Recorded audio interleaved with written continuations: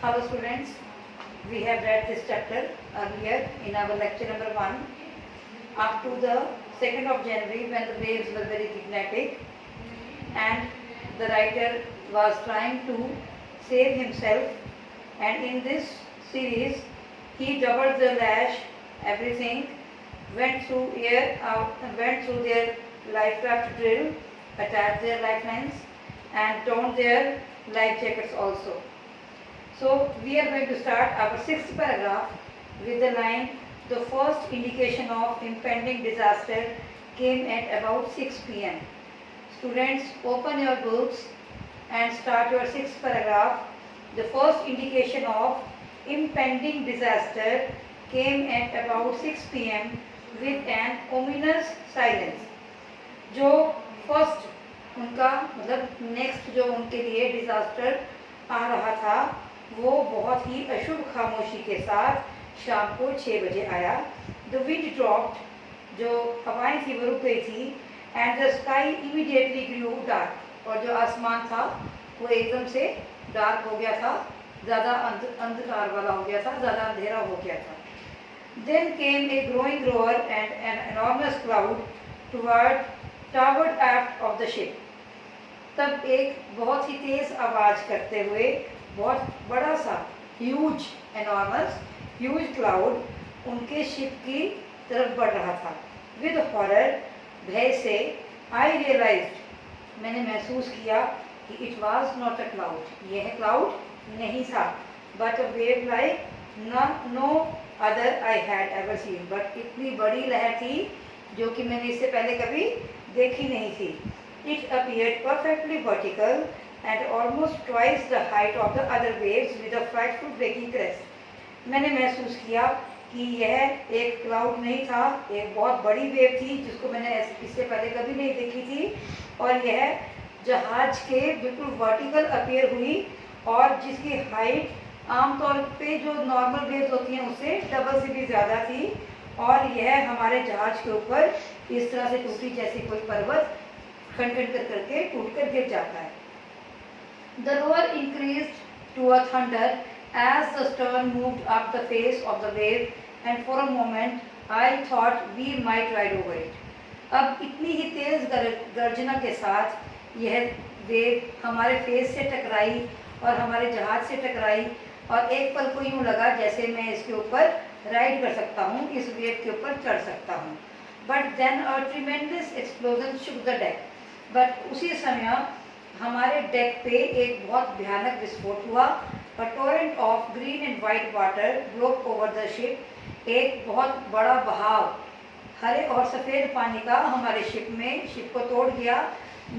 My head smashed into the wheel and I was aware of flying overboard and sinking below the waves. मेरा सिर एक बहुत बड़े पहिए से जा टकराया और मुझे ऐसा महसूस हुआ, मेरे को ऐसा लग रहा था जैसे मैं ऊपर की तरफ को उड़ रहा हूँ और जो वेव्स हैं उनके बीच में डूब भी रहा हूँ. I accepted my approaching death and as I was losing conscious I felt quite peaceful. मैं अपनी तरफ बढ़ती हुई मृत्यु को देख सकता था. जैसे ही मैंने अपनी चेतना, अपनी कॉन्शियसनेस, अपनी सेंसेस जाने लगी, जैसे ही मुझे ये महसूस हुआ कि मेरी कॉन्शियस जा रही है, मैं एकदम से शांति में हो गया, पीसफुल हो गया. Unexpectedly my head popped out of the water. अब जैसे कि मुझे उम्मीद नहीं थी, बट मेरा सिर एकदम से पानी के ऊपर आ गया. A few metres away wave breaker was near capsizing her mast almost horizontal. जो कुछ ही मीटर दूरी पे मेरी वेव ब्रेकर थी. वेव वॉकर, जब उसने अपनी बोट का नाम रखा हुआ याद है ना आपको, वेव वॉकर थी जो कि टेढ़ी मेढ़ी हो रही थी, बट और जो उसके मस होता है जो उसके बिल्कुल एजेस होते हैं वो हॉरिजॉन्टल हो चुके थे. तभी एक वेव आई. Then a wave hurled her upright. एक वेव जोर से उससे टकराई और उसने उसको सीधा कर दिया. माई लाइफ लाइन जल्द टॉट. मेरी जो लाइफ लाइन थी वो एकदम से तन गई. आई ग्रैब्ड द गार्ड रेल्स. मैंने शिप के साथ जाने वाले गार्ड रेल्स को अच्छे से पकड़ा और उनको पकड़कर उनके द्वारा एयर में जैसे रस्सी के साथ वो सहारे से शिप में चढ़ गया. Subsequent waves tossed me around the deck like a rag doll. जो subsequent waves थी, जैसे एक वेव आ रही है, एक जा रही है, एक आ रही है, एक जा रही है, उन वेव्स ने, उन लहरों ने मुझे बार बार टॉस किया, यानी कि कभी इधर कभी उधर। शिप के अंदर कोई स्टेबिलिटी नहीं बन पा रही थी। माई लेफ्ट रिब्स क्रैक, मेरे जो लेफ्ट वाली रिब्स थे, हड्डियाँ थी, किसमें, केज में, वो टूट चुकी थी। My mouth filled with blood and broken teeth, मेरे मुंह में खून भरा हुआ था और मेरे टूटे हुए दांत थे। Somehow I found the wheel, फिर भी किसी तरह से मुझे पहिया मिल गया। लाइंड अप, मैं इसके ऊपर चढ़ा और turn for the next wave and hung on, और अगली लहर का सामना करने के लिए तैयार हो गया। वाटर वाटर एवरीवेयर, पानी ही पानी था जहाँ भी देख रहा था। I could feel that ship had water below, but I dared not to abandon the wheel to investigate. हर जगह पे शिप में पानी ही पानी भर गया था, बट मैं इतना साहस नहीं कर पाया कि अब मैं पहिए को छोड़कर उस पानी की सतह को देखने जा सकूं। Suddenly the front hatch was thrown open, एकदम से अचानक से जो जहाज का फ्रंट दरवाज़ा था, हैच मतलब जो फ्रंट वाला उसका बोर्ड खुल रहा था, वो खुल गया और उसमें से मैरी अपीयर हुई। मैरी उसकी वाइफ, राइटर की wife. We are sinking, she screamed, वो चिल्लाई, हम डूब रहे हैं। The decks are smashed, decks सब टूट चुके हैं, और we are full of water, और जहाज के अंदर सारा पानी ही पानी है। Take the wheel, I shouted as I scrambled for the hatch. मैं हैच की तरफ को, यानी कि जो दरवाज़ा खुलता है शिप में नीचे की तरफ को, उसकी तरफ को मैं रेंगते हुए मैंने मैरी को पहिया देने की कोशिश की कि ये पहिया पकड़ो। Larry and Herb were pumping like madman, Larry और हर्ब जो थे वो पानी को शिप से बाहर निकाल रहे थे। Broken timbers hung at crazy angles, the whole starboard side gloved in what clothes, crockery, charts, stills and toys sloshed about in deep water. Harry और हर्ब पानी को शिप में से बाहर निकाल रहे थे, और टूटी हुई जो लकड़ियाँ थी, जो जहाज टूटा था, जो उसका नुकसान हुआ था, वो जगह जगह पड़ी थी, और जहाज के अंदर का भाग एक तरफ को थोड़ा सा बैठ सा गया था, और जो उनका सामान था, जैसे क्रॉकरी, खिलौने, कपड़े जो वो अपने साथ ले गए थे, वो सब पानी में ऐसे तैर रहे थे जैसे वो डुबकियाँ लगा रहे हों। I half swam half crawled into the children's cabin, मैं आधा तैरता, आधा डूबता, आधा रेंगता हुआ बच्चों के कैबिन तक पहुंचा। आर यू ऑल राइट, क्या तुम सब ठीक हो? आई आस्क्ड, मैंने पूछा। किससे? बच्चों से।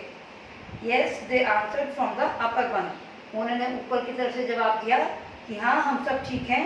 बट माई हेड हर्ट से बिट, सेड स्यू, स्यू माने उसकी डॉटर का नाम जो सुजैन था, निकनेम स्यू था। स्यू ने कहा कि थोड़ी सी मुझे सिर में चोट लगी है, मेरी आंखों से ऊपर, pointing to a big bump over her eyes, मेरी आंखों के ऊपर की तरफ को एक बहुत गहरा सा जख्म है। I have no time to worry about bumped head, but मेरे पास बम्प्ड हेड को लेकर चिंता करने का कोई समय नहीं था। After finding a hammer, screws and canvas, I struggled back on deck, अपना हथौड़ा, अपने पेज और कैनवस लेकर मैं वापस डेक पर पहुंचा संघर्ष करने के लिए। संघर्ष किसके साथ करना था? पानी के साथ, लहरों के साथ। With the starboard side batch upon open, we were taking water with each wave that broke over us, starboard के साथ, जो कि हम जिसके साथ कि हम पानी को बाहर की तरफ को निकाल रहे थे और लहरें वापस हमारे ऊपर आ रही थी। If I couldn't make some repairs we would surely sink, अगर मैं रिपेयर नहीं करूँगा तो हम श्योरली ही डूब जाएंगे। Somehow I manage to stretch canvas and secure waterproof hatch covers across the gaping holes, फिर भी किसी तरह से मैंने मैनेज किया। मैंने कैनवस को स्ट्रेच करके, मतलब सीधा करके, उसको एक अपने लिए वाटरप्रूफ हैच की तरह यूज़ करने की कोशिश की। Some water continue to stream below, but most of it was now being deflected over the side, कुछ पानी नीचे की तरफ को जा रहा था, बट साथ के साथ ही पानी बाहर की तरफ हम मोड़ रहे थे। More problems arose when our hand pumps started to block up with the debris floating around the cabins and the electric pump short circuit. ज़्यादा समस्याएं तब उत्पन्न हो गई, तब पैदा हो गई जब हमारे हैंड पंप्स ब्लॉक हो गए। किसकी वजह से? वो जो गारा इकट्ठा हो गया था पानी के साथ, उनकी वजह से।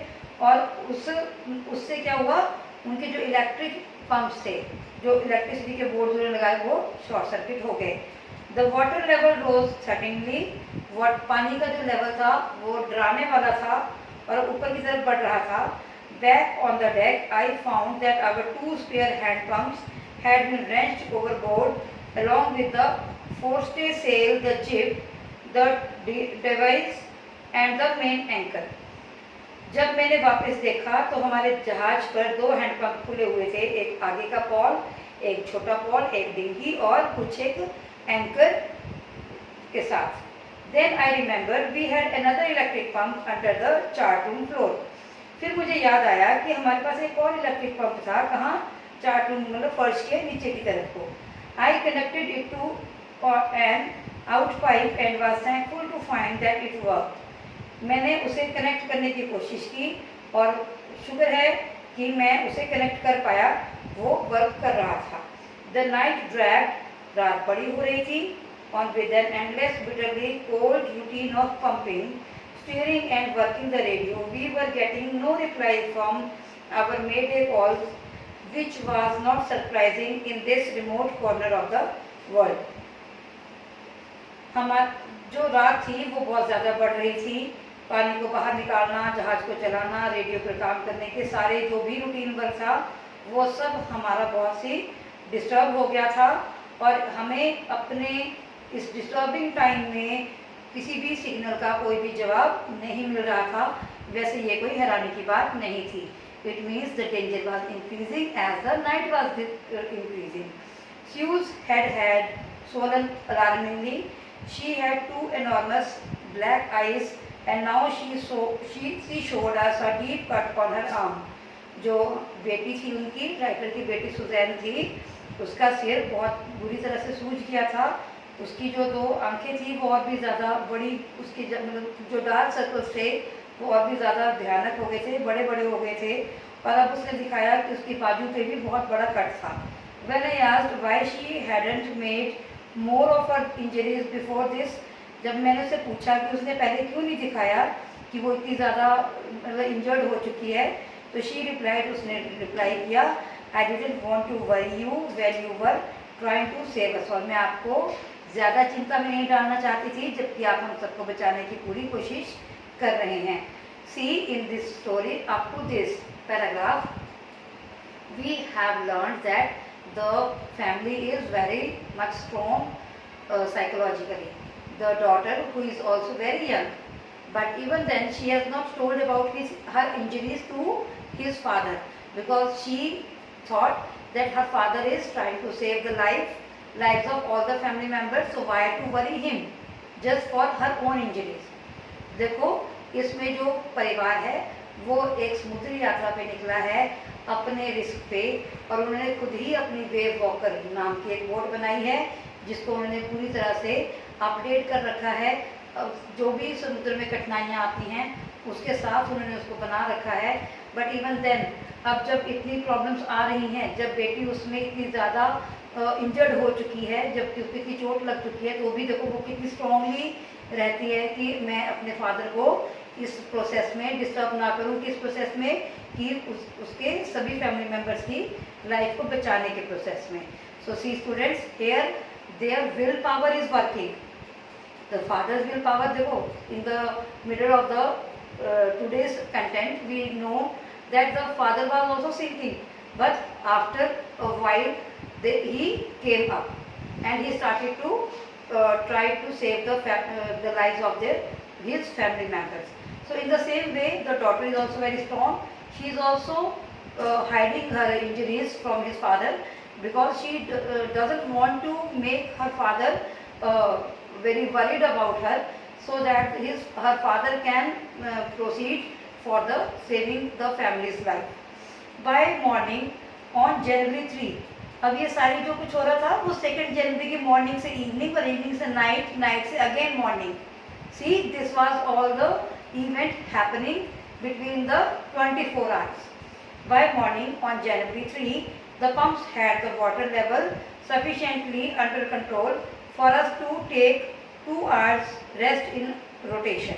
But we still had a tremendous leak somewhere below the water line, and on checking, I found that nearly all the boatsman's rib frames were smashed down to the keel. In fact, there was nothing holding up a whole section of the starboard hull except a few cupboard partitions. Beta, from this paragraph, we will start again in our lecture number 3 for the chapter number 2.